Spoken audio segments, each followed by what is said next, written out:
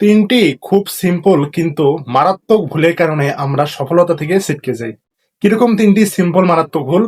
যেমন আমরা আমাদের লাইফে ১ নম্বরে যে ভুলটা করি সেটা হলো আমরা একটা আমাদের লাইফে একটা সার্টেইন গোল সেট করি না। অর্থাৎ আমরা নিজেকে কোথায় দেখতে চাই, আমরা নিজেদেরকে কোন অবস্থানে নিয়ে যেতে চাই এ সম্পর্কিত কোনো একটা গোল আমরা একটা সার্টেইন গোল আমরা সেট করি না। এটা সবচেয়ে ১ নম্বর ভুল।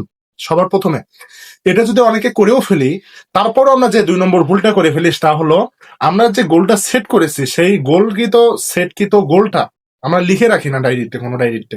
এটা আমরা ২ নম্বর ভুল করি। এবং এই ২ নম্বর ভুলটা যদি আমরা কেউ নাও করি, আমরা সবাই অন্তত ৩ নম্বর ভুলটা করে ফেলি, তা হলো আমরা সেগুলো রিভিউ করি না কন্টিনিউয়াসলি আমরা সেগুলো রিভিউ করি না।